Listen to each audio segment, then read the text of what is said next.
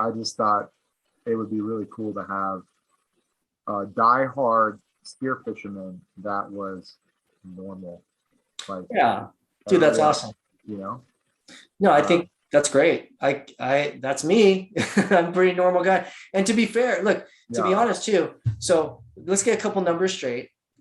Uh, 54 now, 54. Happy birthday. 54. Or sorry. I've been diving. Brett, you've outdove me way more. I've only been diving for maybe a dozen years, maybe Uh-huh. 12 or more years. And I've been certified, FI certified for the last 10. So I probably dove a couple years just fucking around like everybody else on the I brink of drove death. like 15 years fucking around. Yeah. There you go. I So got certified at I've 40. Yeah. okay, certified for, yeah. So we got certified close to the same time, Right. you and I. I'm 43. Yeah. Yeah. Oh, so that's right. Yeah. Sorry. Age wise. Yeah. um, so yeah, I fucked around and did stupid stuff until meeting people that okay, this is serious, and that's how it went. So I haven't been diving as long as you or many others, right? But I think because I've been videoing my whole journey, and I learned pretty quick. I learned by seeing, I learned by doing, I figure things out, right? Also professionally as a product designer and looking at things in process. So I refined my dive and refined stuff, made some doohickey things for my own, personal use for spearfishing and filming that some people might find useful and interesting. So that's kind of me, right? And I guess I do like to think I'm part of the older crowd, OG in terms of age, but I don't have the experience some of the old G guys really have, right? Which is Right. kind of good too, because I didn't dive with just planks of wood on my feet. That stuff, right? So I use whatever technology I can to help, overcome my shitty technique and stuff, right? So all of that is fair game for me to go after stuff. And I think maybe the other thing, hopefully people are finding interesting about me is I think I've been practicing what some people preach. I've been practicing what my mom's always taught me, and that's don't waste anything. So on a fish, I don't just eat the fillet, right? Eat the fillet, eat the collars. I make soup out of the heads. I'll do anything and I make some trophies out of the tails, whatever, so that we utilize our precious resources completely, right? Because Right. I've been on, like a sand dollar trip or whatever, and seen a guy fillet his beautiful yellowtail, perfect good head with the collars and hucked it overboard in, utter like shock and horror that the guy did. I had to explain to him. And even after that, he goes, yeah, maybe I'll try, maybe I won't. Just the collars, right? We're not even talking about the crazy head part, just the collars. So I think that's the other aspect. I've been learning to cook more as part of the process of spearfishing, and it's such a great, amazing sport that we have that's all encompassing from the adventure, the adventure of hunting, the physical demands for holding our breaths and diving to, uh, weird places that can kill you, and the mental capacity required to concentrate and relax while having a heightened sense of awareness. Where's my buddy? Where's the current? Where's the boat? Holy shit, look at that, calm down. All of that on top of getting something, being stoked, having a buddy system, working with people. It is just this sport and this activity far exceeds any of my past hobbies in exponentially in my mind. Well, you say, oh, hey, everybody, welcome to Peter Yee show first.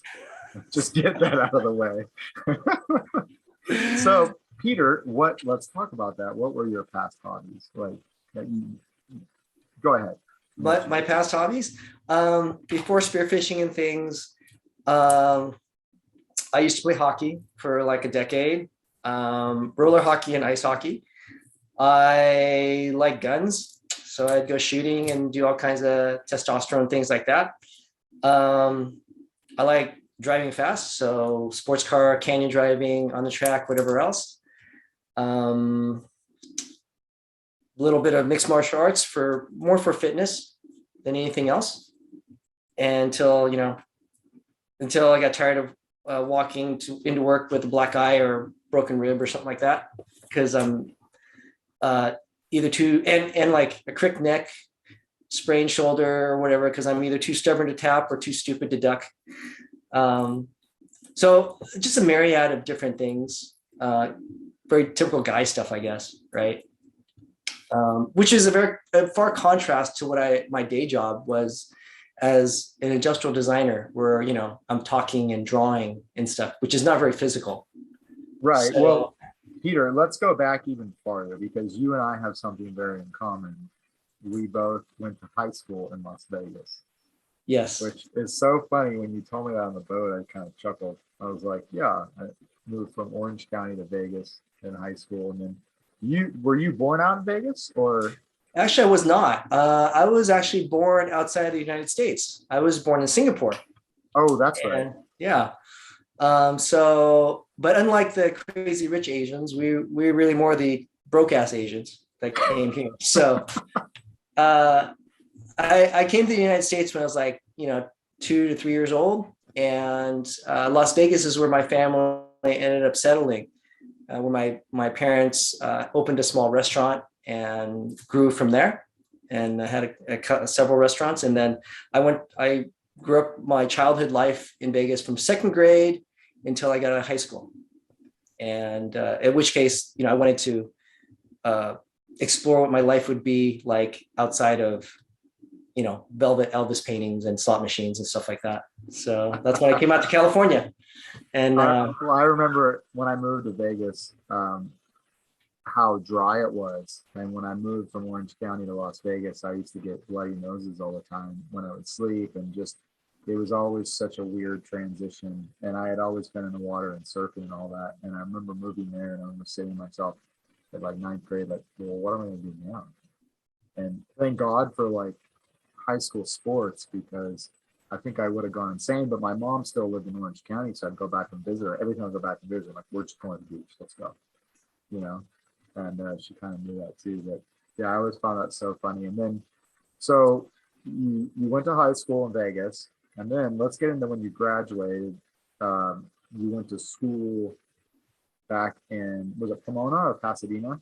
The design school? Yeah, when I finished high school, I came out and I went to junior college in Pasadena. It's Pasadena City College. It's still there now. And because my sister lived over there, so I ended up living with her and going to try to figure out, you know, just like a lot of kids, at least back then, getting out of high school, didn't know what I wanted to do with my life. Surprisingly, I get good grades on everything. So, you know, I didn't necessarily have an affinity one way or another. So I was just taking general ed. And I actually was looking at the syllabus one time and I saw this class, learn the basics of two-dimensional design, blah, blah, blah. So I was like, oh, cool. I need some extra credits. This looks like a fun designy thing to do. And so I took that class, and unbeknownst to me, that was the start of where my professional career would go. Yeah. And where did your professional career go? Like, go ahead. Sorry, yeah, I guess I should finish. So yeah, so from there, learning about two-dimensional design, then I don't know, winning some awards, and then go on to three-dimensional design and learn more and take more classes. And I found that I was pretty good at designing stuff. And I eventually went to Art Center, College of Design in Pasadena.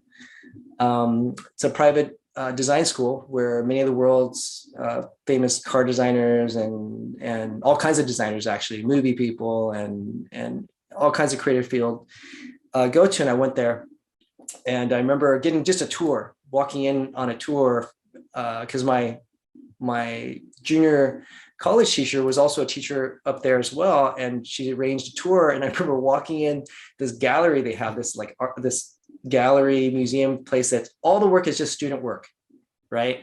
And I'm walking in there and I'm just like mouth agape, just walking, looking at this amazing designs and drawings and stuff. I'm like, holy shit, you mean you can learn about this stuff? There's a career doing this stuff? Okay, this is what I'm going to do with my life. And that was the moment I just decided I'm going to go into design. I took every conceivable class possible there. I took night classes at Art Center. It was a private school, so you have to build a portfolio to be accepted. Oftentimes they reject you at first, so you take more classes and everything, so you're ready to go. And I did all that. I was fortunate enough to get accepted my first shot. And I guess in general, I'm an overachiever, but now I'm in a design school, arguably the best in the world, in a room filled with 20 other overachievers.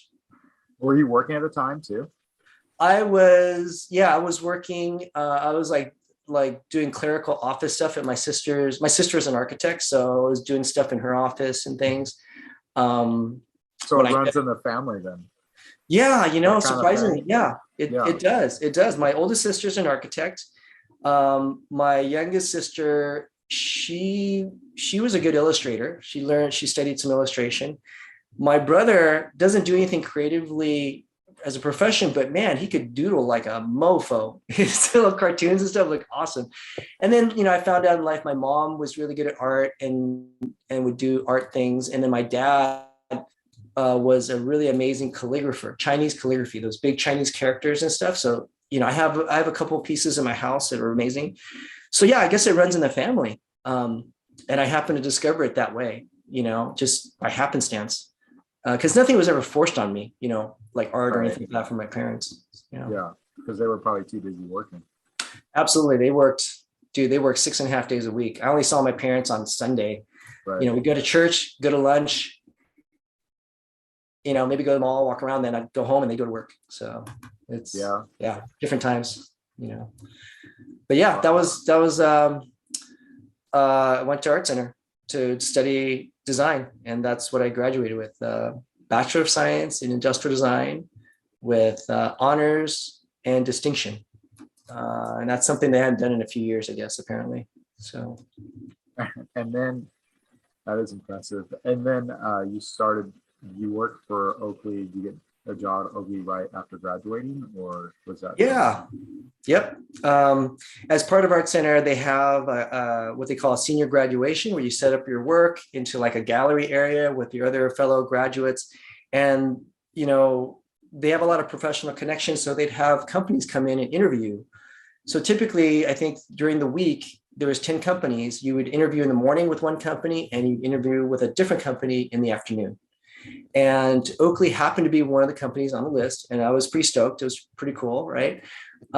There's other companies, Mattel was one, some big consultancies, which I was interested in because I get bored and things. So I thought I'd want to work at a consultancy that gets different kinds of projects, right? So I can try and do whatever. Earlier on, I thought, maybe I'll be a car designer. And two things kind of happened. One was, I think I'd get bored, because you're not going to always get to design a sports car, right? What if you had a minivan or I'm doing something else? And then secondly, I think I probably wasn't the best car designer. I think I had a lot of friends that are car designers. I just felt they were way more talented. So I didn't go that route. So product design was good because you can do a little bit of everything. And yeah, the Oakley thing, meeting all these companies was great. I dressed up in my suit or whatever, giving my presentation. And when I met the Oakley guys, I was told I was working at school on a project, and some of my friends said, "Hey, the Oakley guys are here. They're in the studio looking at stuff. Dude, they're cool. They're in shorts and Hawaiian shirts."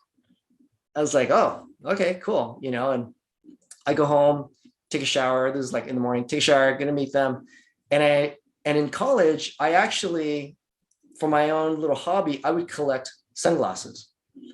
I collected on a student budget, really cool, kind of designery, but cheap sunglasses. I go to like LA to the fashion district, and I'd be buying stuff, or I go wherever looking for stuff. We're talking about the most expensive, I think, sunglass I had was maybe $15 back then.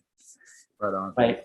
Yeah. So maybe via inflation and the way things go, it's a little bit more now, and I picked my favorite pair and I put them on and to wear when I would meet the Oakley guys, which the Oakley guys were consisted of Jim Gennard, the founder of Oakley, and George Tackles, his right-hand engineer at the time.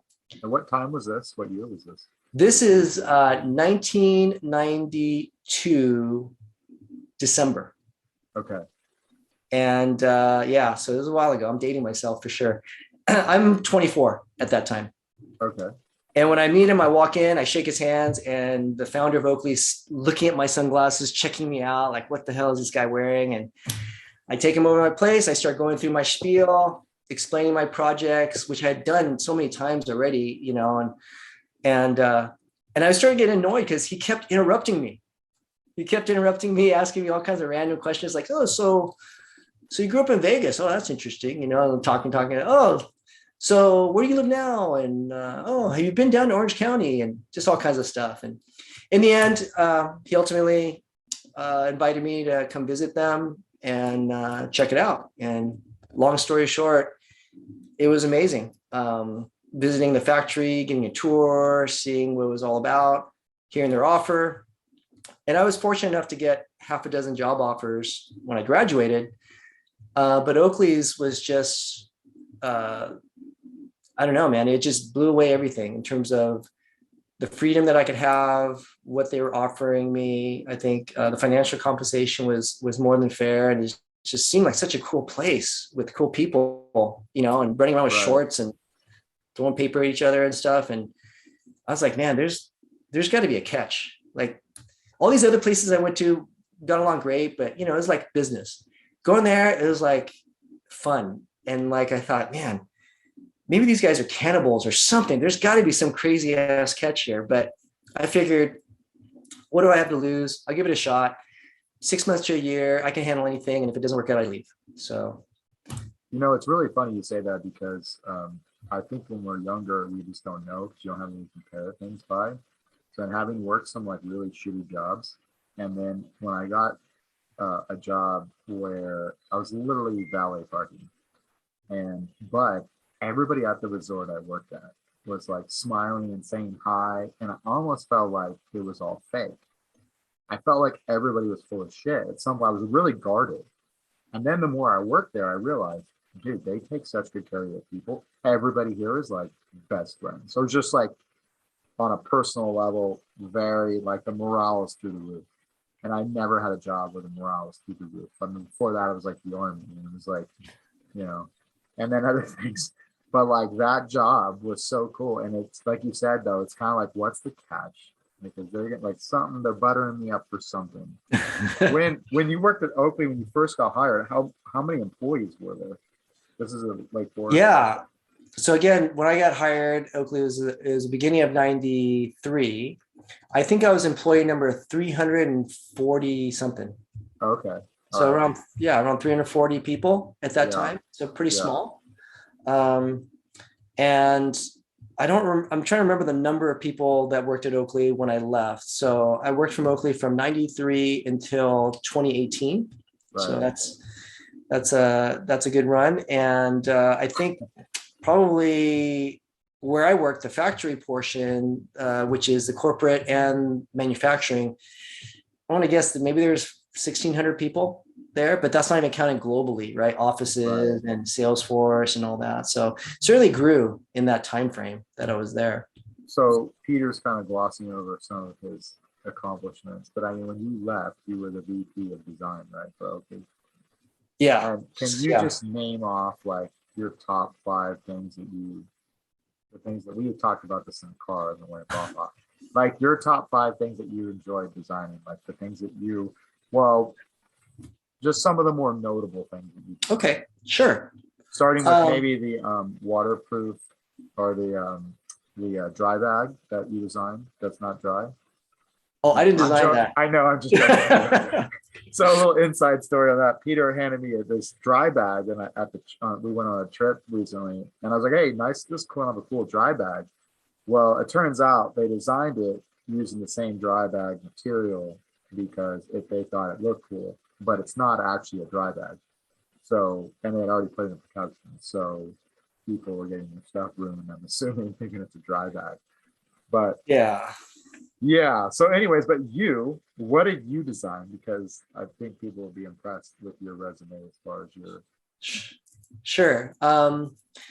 So let me preface it by saying, for the longest time, I didn't tell people what I did for a living. for multiple reasons. Not that I wasn't proud of it, because honestly, I'm very, very proud of my time at Oakley, but oftentimes I didn't talk about what I did because the sheer fact of what I did and stuff would kind of take over any kind of conversation or any kind of impression of me. And, oftentimes strangers would just start asking me to get stuff for them, and quite honestly, that was a turnoff for me. Or people would pretend, would like me because of what they think I can get for them or whatever. Right. Right. And quite honestly, I'd rather people make their opinion of me for who I am beyond that. And, because if I'm an asshole, which I am an asshole, you just have to decide how much you can handle. But so let me just preface that. So for the longest time, I didn't tell people what I did. But then after leaving Oakley, I started talking about it more because I grew up there at Oakley. Everything was sensitive information, right? I'm dealing with intellectual property. I'm dealing with designs that have the potential of making millions of dollars for a brand. And so I just didn't talk about it. So yeah, well, you just wanted to say you're an asshole. I mean, to be fair, all of us have our asshole moments. So absolutely. I've been on a trip with you. I've met you. I don't think you're an asshole, but the conversation which we had, which was just priceless, about arguing with our wives, they're similar. I think both of them would agree that we are assholes at times. However, I disagree, but that's neither here nor there. Go ahead. Of course, that's always going to be our view, right? So one of the things I think people are maybe surprised or I think interesting thing is I designed the Oakley logo that today. I'm not wearing it right now, but the elliptical O that is known around the world, I designed that way back when in the early 90s with the founder, Jim Denard. And so that design was meant as a modern interpretation of what Oakley is, of innovation, performance. And if you look at the logo, it's an elliptical form with accelerating curves, and it's symmetrical on two planes, right? So if you cut it in half, it looks the same top and bottom. And if you cut it in half again, it looks the same left and right, which symmetry is one of the key factors of beauty, what people consider beautiful. So that was part of the rationale for that design, as well as it looks like a letter O, traveling through space and air as fast as possible, right? So that represents the Oakley kind of concept of performance. So that's one. I designed a lot of eyewear, things like the M frame. I can start with some of the old things: M frame, eye jacket. I've designed some more contemporary things. I've done some other old things like X Metal was a product line that Oakley had of titanium frames. So I did the first one, which was Romeo. There are other frames like, someone that you guys might remember, you might have seen in the Olympics or some pictures. They're called over the tops. They're the crazy ones that, they're round lenses and the frame goes over your head to the back. So that was a pretty interesting project, which I was called in to finish that project, to take it over from another designer working with Jim. They were going at it for a while and it just wasn't working out right. So Jim asked me to take it over, and I did. And the results are what you see today. What was the concept of that? I didn't or something, or what was the? No, it was just a different concept, a way of thinking about eyewear, right? Conventionally, it goes around your ears and everything. So it was kind of an exercise, almost like a concept design, like for cars, right? What's possible? So the idea is to circumnavigate your ears and go over the top. And there's kind of a double entendre, right? It literally goes over the top, but also the notion of going over the top is just crazy. What the hell are you guys thinking? Because to us back then, the ideas that we had at Oakley were always out there. We didn't look at other eyewear companies or things like that for inspiration. What are they doing? Like, I didn't care what other people did, right? Because there's a lot of great eyewear out there that aren't Oakley's, and great, they're already doing it, but that means we don't need to do it, right? If you're looking at what everybody else is doing, then what you're going to create is going to be fairly conventional. But if you're competing against yourself and thinking of possibilities or thinking of things that don't exist now, what could exist? What could work? Then you come up with innovation and breakaway concepts. And arguably some of the projects we've done, we're ahead of their time, right? So along those lines, because this is a spearfishing podcast, and we had talked about earlier on about this a little bit, but I'm more interested in people that spearfish and their story and their background. This is super. I think this whole design aspect of your life and who you are as a diver, I think, is super important. Does it ever drive you nuts, or do you just, when it comes to the fins, the guns, the wets, I mean, are you just like looking at things and your brain is constantly firing, thinking, I could do that better, I could do this better, I could do that better? You know what I mean? Yeah, unfortunately, I do know what you mean. It's got to drive you nuts. Yeah, it's an occupational thing, and I just deal with it. But yeah, I look at a lot of gear and equipment, which certainly in our sport of spearfishing, there's no shortage of. And I always look at it and say, yeah, if they would have just done this, it could work better. If they would have done this, it would look and perform better. Certainly, yeah, all that kind of stuff I look at. And because I'm an industrial designer, I have designed some things of my own for my own use, right? Well, you have your own company now. You have your own company now too, right? Yeah, I have a small consultancy where I do design consulting for companies, different companies and stuff like that. But honestly, even designing stuff for myself has always happened even before I had this consultancy, just for my own needs, because I've always videoed. I started videoing when I started spearfishing. So over a decade ago, there wasn't as much cool stuff that we have today.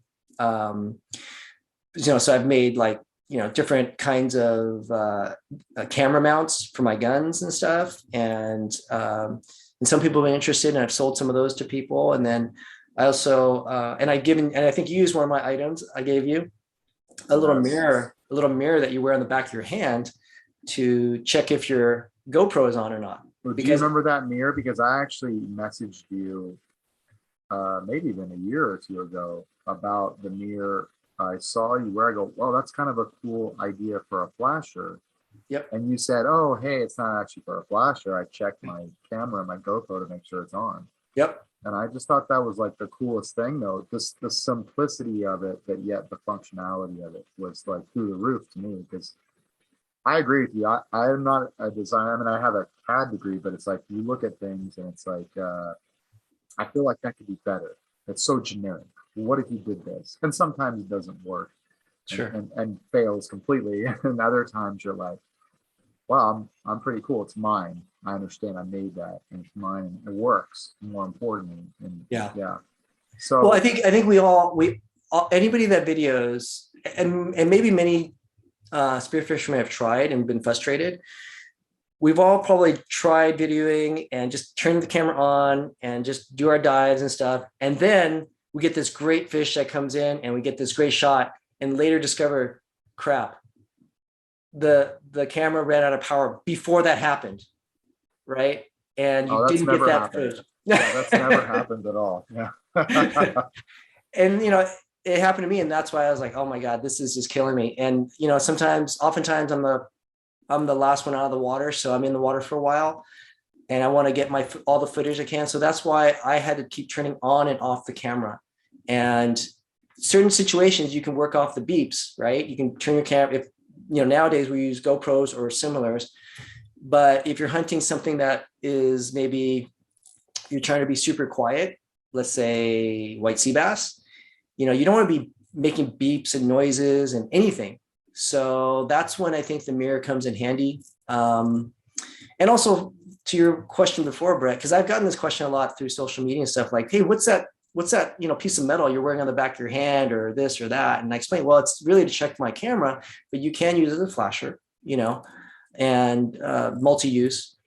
And that's helped me get most of my footage in the water because I turn my camera on and off for my dives typically.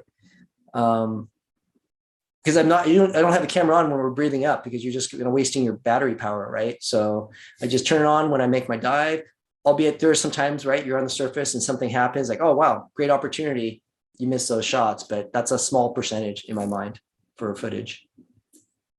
Right. I just go through like 3 hours of footage, hour and a half blocks, because that's when the battery dies. And yeah, it's it's a lot of time on the back end. And then half the time still miss the footage, but yeah. So with the design aspect and all of that, I mean, how did you even initially get involved in spearfishing? So I got involved in spearfishing from a friend who invited me to go to Catalina to just snorkel with them. Now, remember, you and I grew up in Vegas, right? So we're surrounded by desert. And back then, I grew up watching Jaws movies. So I'm surrounded by desert. I'm deathly afraid of sharks and the ocean because I'm not around it. I'm not used to it. I don't surf. I barely swim. So coming out here, going on an adventure with some friends, okay, let's do it. I borrowed another buddy's, I think 2-3 surf suit, and went out there. My friends had some sling spears, and we're in the water. I'm kicking around and kind of spooked out by the kelp. Oh man, it looks like I'm gonna get tangled and drown. But once I started trying to shoot some fish, and they were just some little perch that I was able to connect on a couple here and there, and we actually went on to shore. And one buddy brought a little grill. We filleted them, and I will tell you that was the best tasting perch I've ever had. It's probably the only real perch I've had since. And something about the challenge of trying to spear these fish and holding my breath, and like I'm feeling this pressure, and I look up like, oh my God, I'm kind of deep, and all that was freaking me out. But at the same time, it turned on some kind of primordial gene in my head, some kind of hunter-gatherer thing that just snapped and like, hey, I want to do this. I want to hunt for this stuff and eat it. And that was the catalyst that started me trying to understand what this was all about, right? And I started reading some books and looking at YouTube at the time, and anything else. My friend that I went out to Catalina with, we started doing this more often, sharing whatever information we found.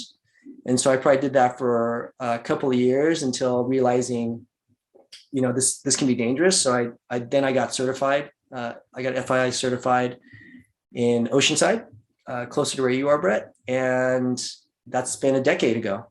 And since then, the skill and the abilities, I don't know if it's luck or whatever, or knowledge has certainly grown, and the reward and the bounty has increased as well.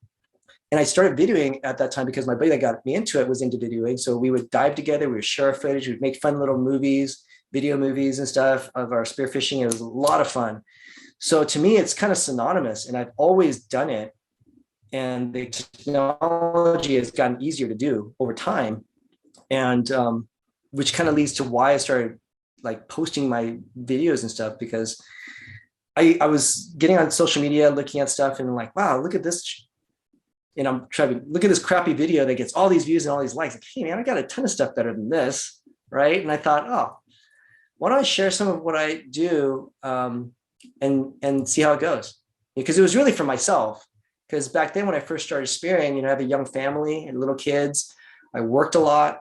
So I didn't get to spear very much. I mean, it wasn't like every other weekend. It'd be once in a great while, but it was always fun and adventuresome. So I would always be videoing, and then I would just make a video and watch it over and over again and relive those moments of being in the water.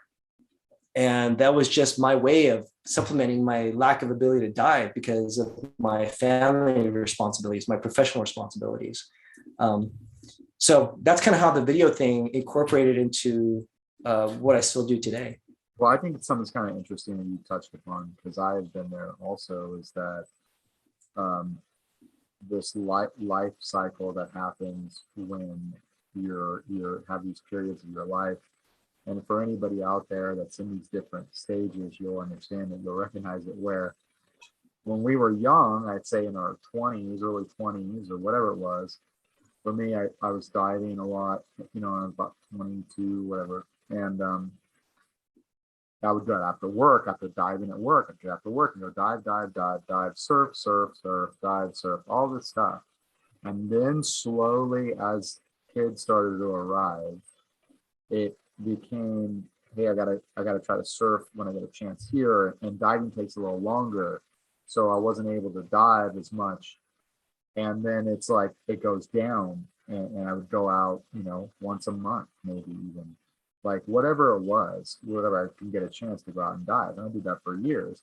And then as the kids are getting older and getting more like financially squared away or whatever it is, and just getting used to this whole, hey, you going diving doesn't mean you're completely like screwing your partner over with having to watch 3 kids or whatever it is, and you don't feel selfish. uh, then you start diving more and more and more. And I feel like that has literally just started in the last couple of years for me as a 43-year-old man, where like my son's driving now, just started driving, my other 2 are pretty independent. But yeah, it was like this second wave of your life where it's like, oh, I can full throttle it back now because no one's getting screwed over by me doing stuff selfishly. I mean, I just feel like there's so many people that I've seen people that go really hard on social media. You see it in social media. They're posting all the time.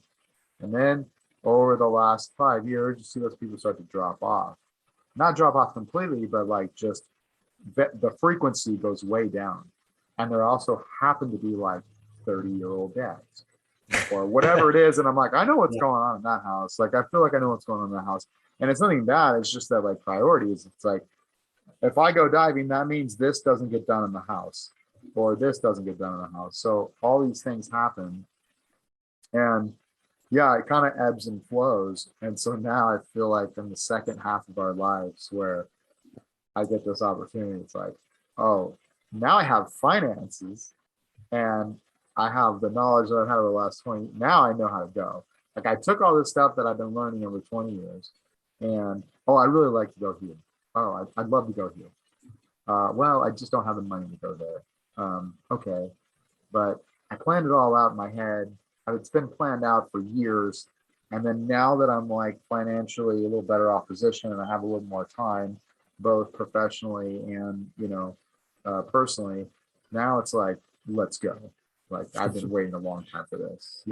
And which is kind of funny because it led me to, this very just kind of randomly happened, but I was thinking about you, and you've been diving for quite a few years now, but like, I don't know, 20 years, what? You've been diving a while? I've probably been diving for maybe a dozen years, maybe 12 or more. 12 years, yeah. Probably more seriously, to be honest, more seriously in the last maybe 5 or 6 years.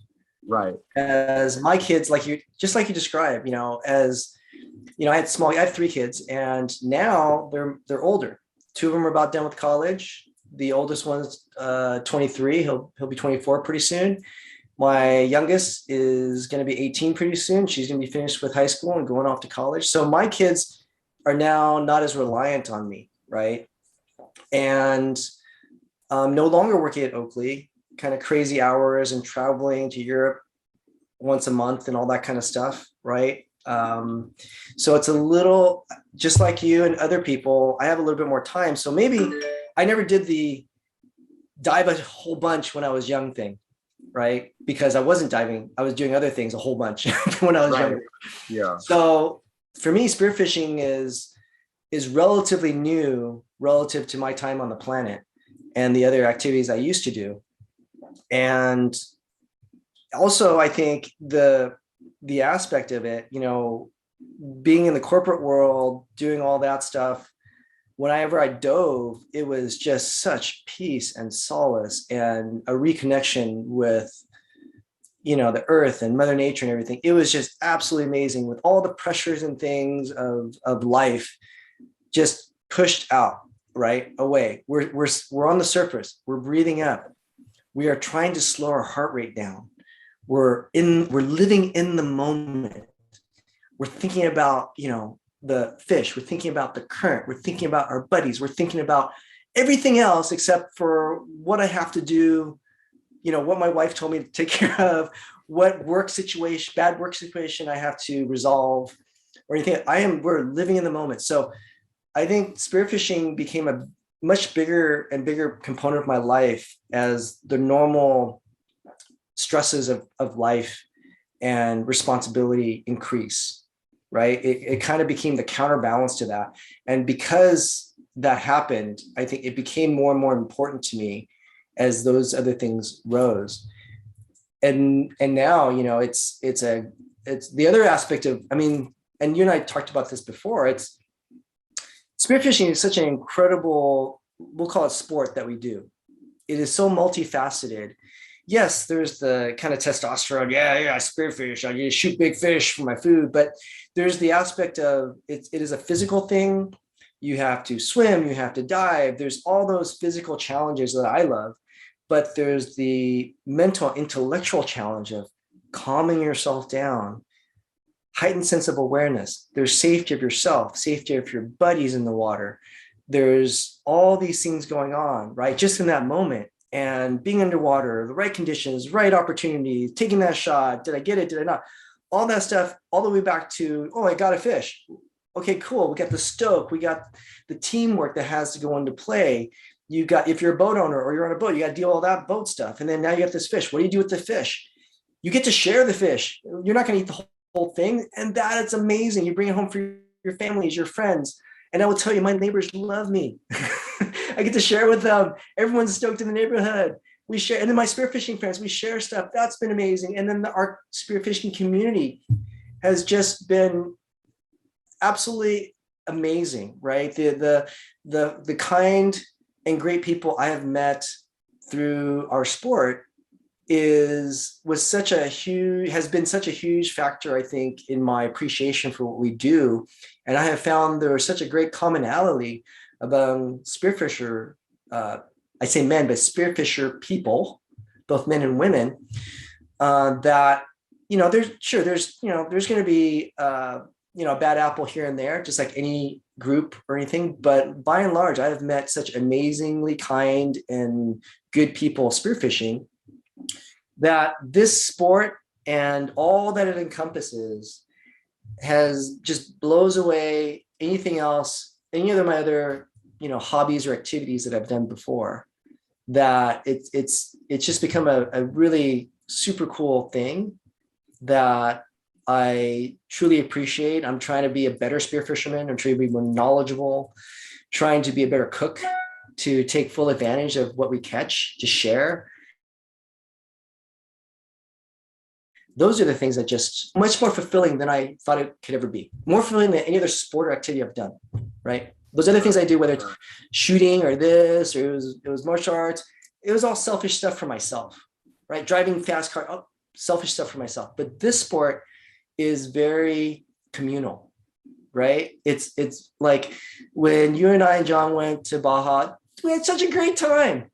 It was such an amazing time. The Pongueros didn't want to take us because it's too damn windy, but that didn't stop us. We still went and we had a good time. We did it together. We put that boat together. We went out together. We dove together, went up, went down. Let me help you with this. That was awesome. That was much fun. I think that trip kind of is a testament to what you're saying, because when you look at us, right, we're basically staggered 10 years apart. And we had talked about this on a trip where you're 54, I'm 43, John's, I think, 10 years younger than me. Exactly. And all unique, and we're all learning from each other, where John is like mentoring us in the entrepreneurship of things. And then, you're mentoring us on some of the things that you've learned in your life, and then also through the design aspect, and some of the things you're bringing to the table are unique. And then me as well, with some of the stuff I've done from traveling and whatever. But I think that trip was so unique because of the circumstances. Some of you might have seen, us sharing some stuff from the trip where it was really windy. There was like huge gust of wind, and like Peter said, the pongoleros, the boat captains, didn't want to go out, and because it said it was windy, and they didn't feel comfortable with divers going out because they couldn't watch us. And that was actually kind of a relief for me that, wow, these guys really do actually care, and have a professionalism. I mean, they always did, but usually in Mexico, it's more like, yeah, let's go for it. I'll give you enough rope to hang yourself with, which is what we love about it. But I was like, I don't know how I feel about this. Like Mexico, these guys are being legit. Okay. But in all true transparency, our friend John brought his inflatable boat that we wanted to test out anyways. And we tested out too. We want to test it out down there to see conceptually with 3 divers how it's going to work. And now, was it reckless? No. We had planned on worst case scenarios. Hey, we've got this, we've got a radio, we got this. And worst case scenario, I want to go this way. So if the boat breaks down, we'll wash ashore here. We can walk back at least. But and all of us sit there and brainstormed every day, with our problem solving and just critical thinking, whatever it was, with all the knowledge we know about spearfishing. And we made some mistakes and we learned some things too, but also we effectively came home with fish. And the last day was like, of course, glass, and dove that spot right around the corner. Good stuff. Just a great trip. And I think something happens, and I know it does because this is how team sports work too, but when we're relying on each other for safety or just to efficiently hunt, where you said there's 3 of us, 1 up, 1 down, somebody's relaxing and breathing, and we're just literally taking turns. I just feel like 3 is like the magic number where it's like you're just firing, you're going. But more importantly, we're able to communicate. And then I felt like John was like the lucky guy on this trip. Like every drop, he'd be like, "Oh, I just saw this." And then I'm like going down, like, I don't see shit. Like, what the fuck is going on here? But then John comes out, he's like, "Oh, I missed. Oh, shit. Okay." So then you'd go down, "Yep, oh, I got a nice one." Or whatever, you know what I mean? But it was just such a fun trip because I really think if we had not tried that alternative method, we would have been stuck on shore for 2 days in Mexico with wind and all that stuff like that. So Absolutely. Yeah, that was such a unique, so much fun. It is a lot of fun diving with a good group. Honestly, it's like you described, Brett, like you dive down, you come up, you tell me how deep, what you saw. Okay, then I would take that information, readjust where I want to dive, how deep, how to work. And I think, John would take that information, do different things. So it really is super helpful. And, in our community, we all know that you should dive with somebody else, right? And I would be lying if I told you I didn't dive by myself once in a while, because I have. And It's not safe. Anything can happen. Every year, unfortunately, we lose people every year. And so I have friends that I dive with that tend not to dive together. They'll, they split apart and do whatever. And they're grown-ass adults, and I can't tell them what to do, right? But I do enjoy diving with somebody. I have some buddies I love diving with because it is 1 up, 1 down. Anything happens, they're actually eyeballing me. One of my buddies, Russ, great guy. Whenever I dive with Russ, it's so awesome. I remember one time we were diving Cortez Banks and I was down, it was my turn. I was down probably about 40, 45 feet. I grabbed my flasher and I'm just waving around and okay, nothing. I start going up. As I go up, I realize, hey, something doesn't feel right. I look down and my flasher either came out of my hand or my belt, wherever I put it. And like, oh, okay. I stopped. I went back down just like 10 feet to grab it and come back up.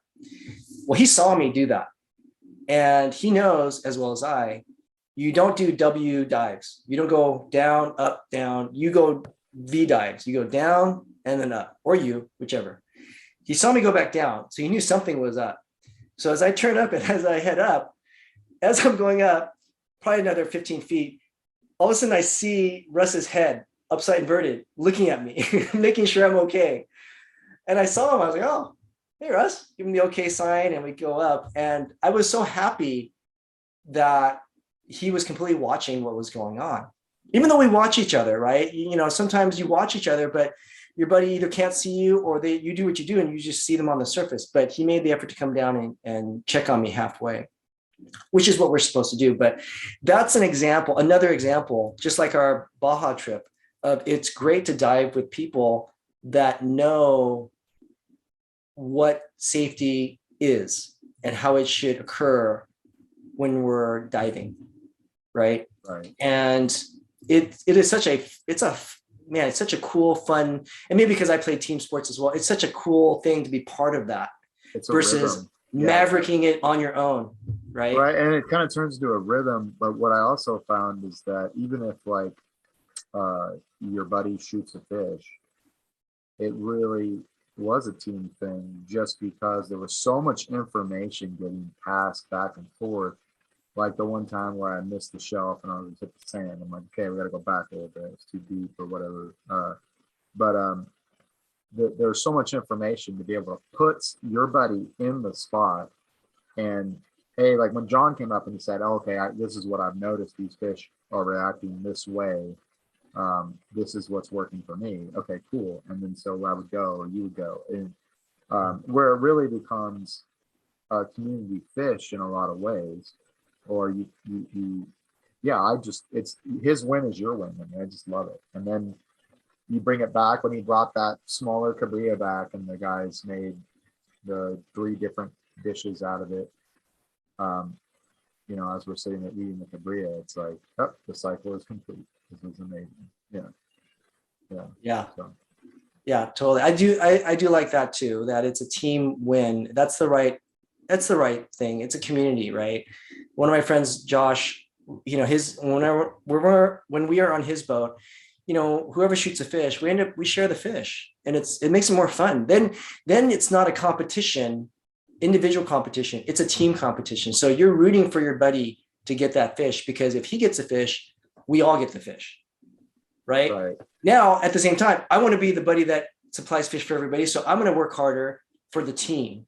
So anytime you're doing something more than for yourself, it's just so much more fulfilling, right? And at least that's what I've found. And I really enjoy that aspect of it, you know, a lot. I feel it does. It's just so much more rewarding. That is the one thing I'll say that I've done a lot. I've done the white sea bass tournament a few times here. And that's really, I mean, your dive is kind of a solo mission, you know.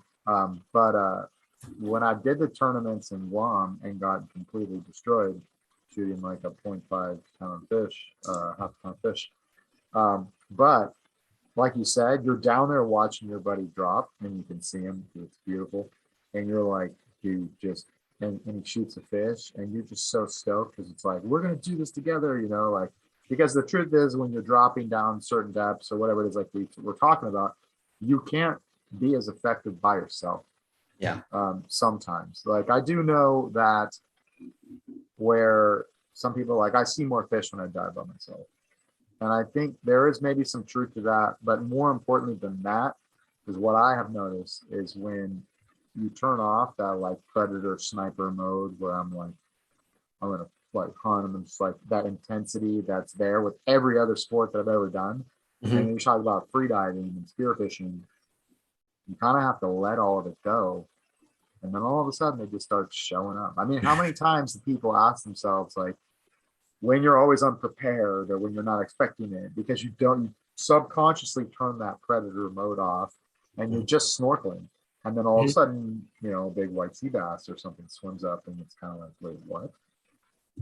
That's happened so many times, and I've unfortunately blown that quite a bit too. So I think we all have, right? For sure. Sure. On Instagram, you're Spear with X. And, yes. I don't know what Peter, I've told you this before, and I'm dead serious. It's something about your voice when you're narrating on your videos and you're talking through it. There's just such a genuineness about it where you're like, let me share this with you. And not let me share this with you, look how great I am. You know what I mean? I want to share this with you as if you're teaching a class full of like hungry kindergartners. I don't know what it is. Like, but I'm just like, Oh, okay. Like I'm pulling up a chair and I'm just staring and listening to Peter talk to me about how he goes through this dive and what he saw. And I love it. But you've been diving for half a dozen years. You just recently did your first trip to Bay of LA and Baja. Your first trip to Baja in general. What do you think it was? And maybe we touched upon it already, but what do you think it was that allowed like people like, wow, you've never gone to Baja? That's crazy. Um, what was the catalyst for you finally going, I'm gonna go. I'm gonna pull the trigger, I'm gonna go. I think, well, first off, thank you very much. That's really kind of you to say about the commentary on my videos. I've gotten people saying that. So I think I also didn't notice a lot of people doing that. So I just want to share how I've been successful. And it's kind of cool, right? Like, oh, this is what, it's just like me telling my kids or any stranger, hey, this is how I did it, right? Just like we talk. And then in regards to going to Bola or going to Baja for the first time for spearfishing, that goes back to your realization of how people, their free time changes in their life cycle, right? So for many years, I was living the professional life working for Oakley for 25 years. And it wasn't a 9 to 5 job. I did a lot of hours, travel, whatever else. And then raising kids and my amazing wife, with her, to take a week for myself to spearfish, it was really hard for me to do. If I had time off, we would do a family thing, or we're at a basketball tournament, or we're, something else, not for Peter exactly, right?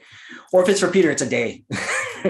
So that was that's a lot of it. So, I stopped working for Oakley in 2018, and I actually stopped working for another company, being their design leader a couple years ago also. And then now I have my own consultancy. So now I have a little bit more free time.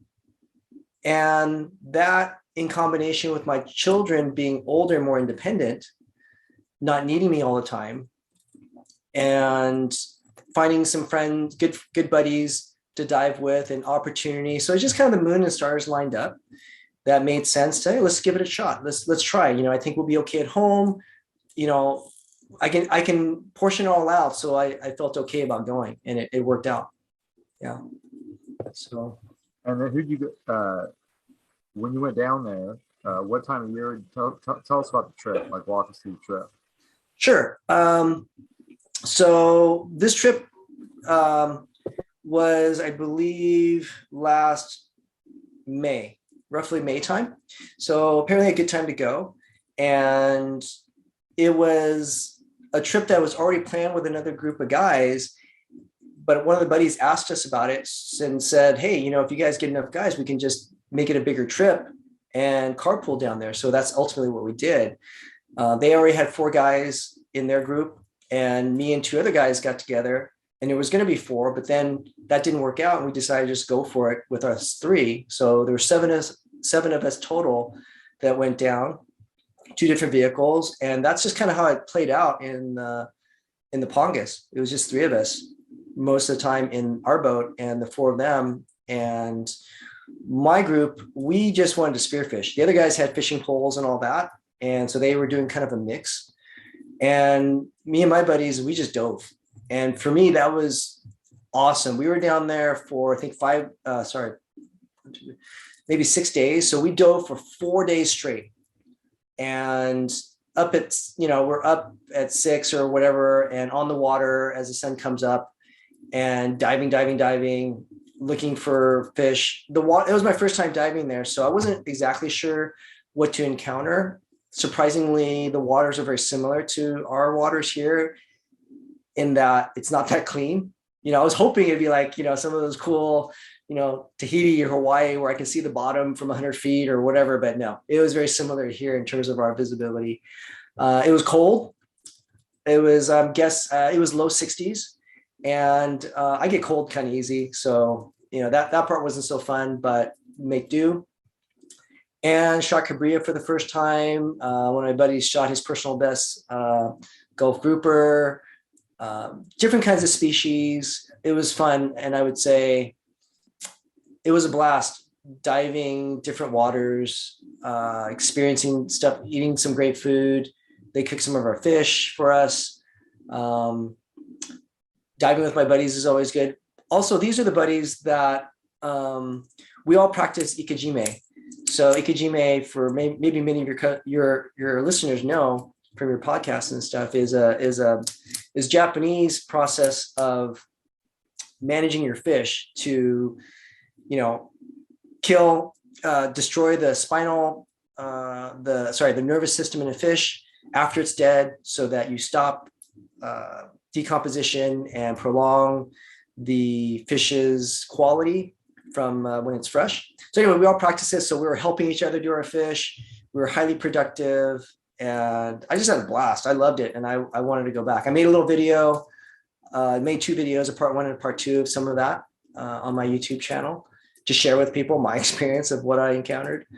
And yeah, I couldn't wait to go back. So when you and John, John asked me, wanted to go with you guys, I said, hell yeah, and I've dove with you before and I had a great time, and I thought diving with you and John again, but in Baja would just be amazing. And it was, it was just another great adventure.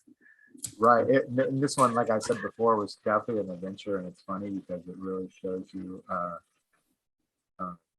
what makes a great dive trip is just good people. And we had a good time. And just so I think about how productive we could be if we went back and the water was just smooth like it was the last day and all of that, I'm like, we are going to crush it. But those are those things, like John felt that big sonic boom of the grouper tail in his chest. And it's like, those are those things that drive you back to just all over and over and over again. It drives you into session, Absolutely. The fish, anytime we get fish, to me, that's bonus, right? It's a good trip if you got to dive with good friends, good buddies, or make good friends out of it and come back safe. That's to me success, right? And any fish is just icing. And before we went down, I was telling my wife, oh yeah, look at this. I want to try and get this fish. I want to do that. And, my wife, God bless her, she just looked at me, kind of patted me on the back and said, honey, you're going for the fun and adventure. Okay. If you get fish, great. And I looked at her and I said, yep, you're right. Because there's no guarantee of us ever getting fish, right? It could have been so blown out. We could have done every single thing right, and the fish weren't there. But, we can't just judge our trips based on fish by any means. So to me, like you said, Brett, it was an adventure, and that in itself is fun. But then I agree with you. The fact that I got to hang out with you and John more, all the talking we did, like, dude, those hours on the road, it didn't seem like it took that long to get there or back, to be honest with you, right? With us just chatting and talking about, everything, both spearfishing related and life related, so. Then there's the big gossip session in the room with the wind was bad, and we gossiped about everything, and chatty cat.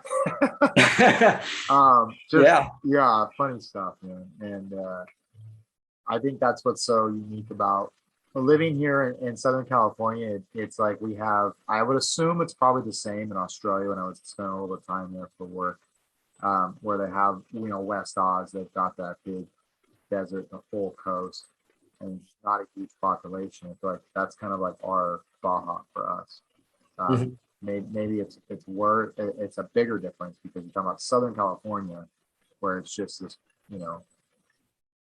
big amount of people and industry and everything, and then you cross that border, and it's like, hey, once you get through the border town, it's really like the Wild West kind of in a way, as far as population and all of that.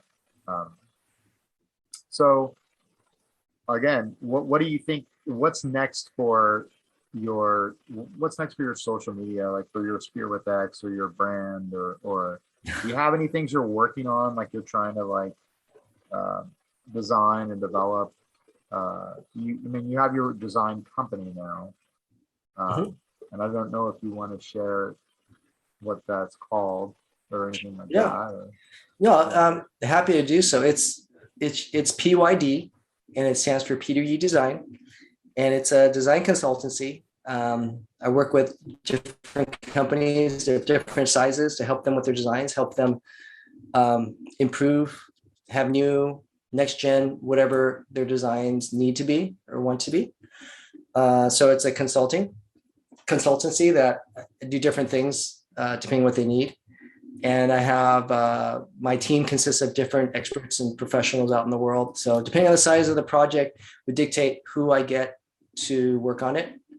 Sometimes it's just me, sometimes it's an engineer, sometimes it's a developer, sometimes whatever. So it just depends, which is cool. So again, it goes back to kind of the things I like to do, and I like to help people. So I view it that way. So it works out pretty good.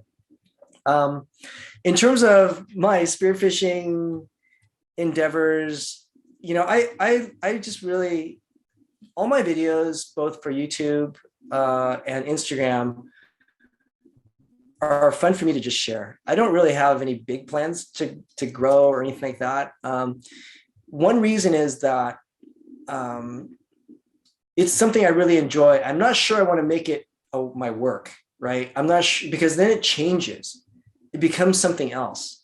So I'm kind of, to be honest, but I'm kind of torn. Like I have a couple of things, like I said, that I've designed for spearfishing that some people have reached out to ask me, but I haven't done a lot to make it like a super viable, you know, mass production thing, which I probably will do if some of these things resonate. You know, like I said, these mirrors that you can wear that make it real handy to see both your GoPro and anything around you that you can't, you know, turn your head on. And they have applications outside of the water too, because people video all kinds of stuff, right?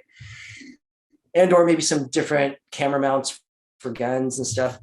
And then in terms of, so maybe I'll do a little bit more of that, but I don't really show it. I don't make it a big deal. Maybe I will.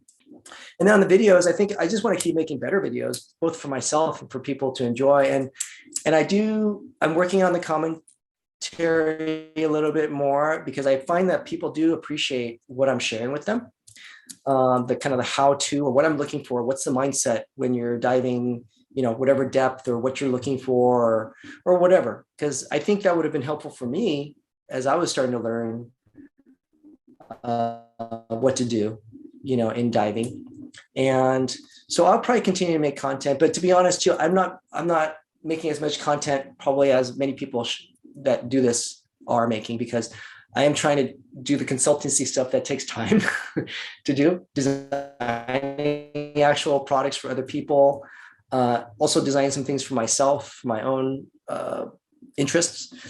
And also I think when I do my own videos, I'm not super fast. I really craft my videos. I look at the timing and the music and what did I just say? Did that make sense? Oh, that could have been better. So it takes me a while to make my own videos too. So it's a hobby that I'm just sharing right now.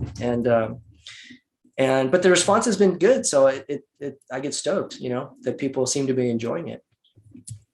Yeah, it's I can really understand that the duality of it all, where it's like, here you are, as soon as you say you want to start trying to make this an actual like business, I find that, and this is what I've struggled with too, is like all of a sudden you become spearfisherman less, and you're looking more business, and you're missing out on opportunities to go do the things you love to do. And you know, one of the nice things about like your situation too is having a real job that pays the bills, is that it's always a good reminder of like, whoa, hold on, I haven't spearfished much. Like, I don't need this to make money. I'm not doing it for that. You just throttle it back and go remember why you do what you do, and why you're actually, that actually helps. I feel like with the spearfishing products and the spearfishing business side of this, for me, the Spearfactor stuff, is that if I like just give myself a break and fall back in love with spearfishing, then it motivates the other stuff.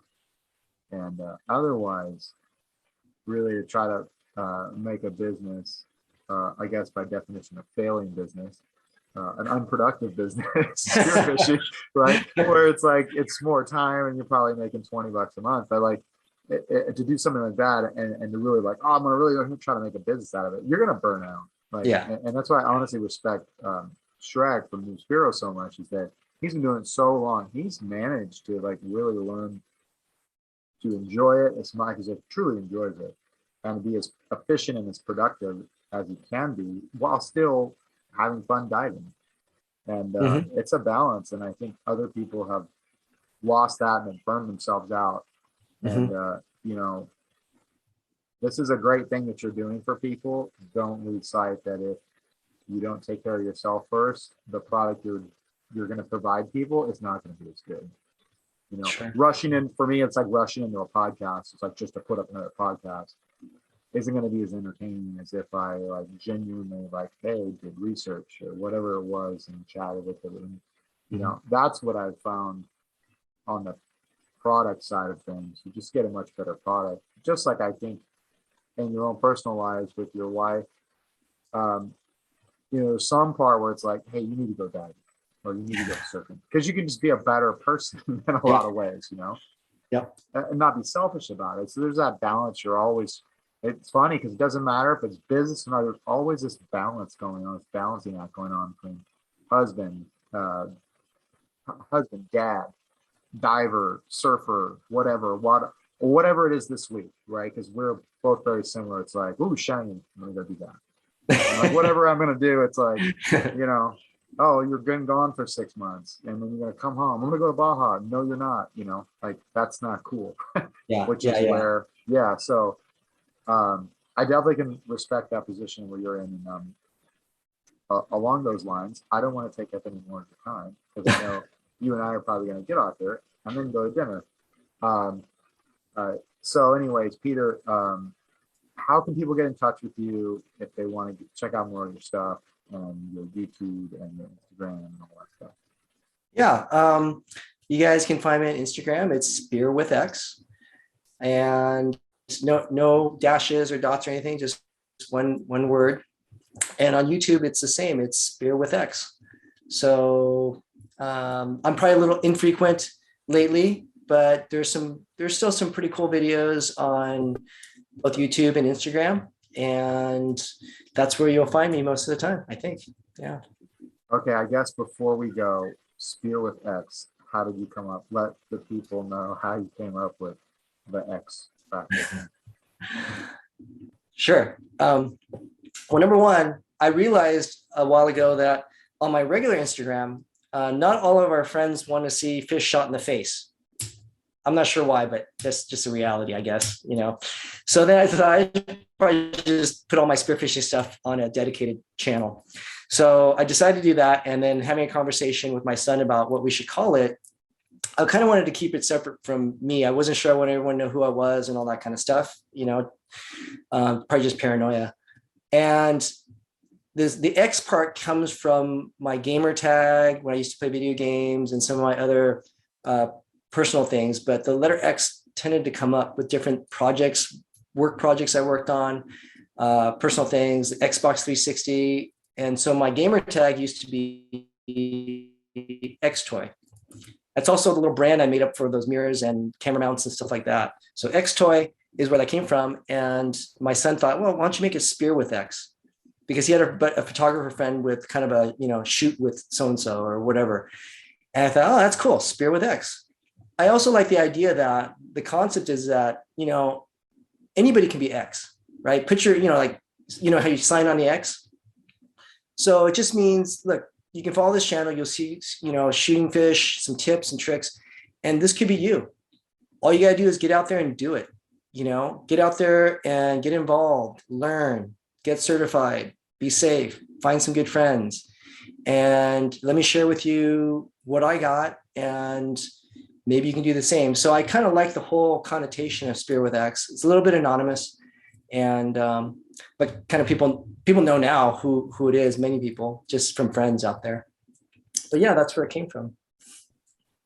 Well, Peter, that's awesome. And again, you can tell your genuineness just in the whole start of everything was about helping others and not being exclusionary, all inclusionary, inclusive. Excuse me. So I, again, thank you for your time, and had a pleasure with you again, chatting with you, and I had a pleasure with you in Baja, and let's do it again soon. Spear with X, Peter Yee, everybody. Thanks, Brett. Really appreciate it, man. Yeah, thank you, brother. Okay, take care. Okay. Bye, Peter. Bye. All right, I'm gonna stop recording in a second. Hey, yeah,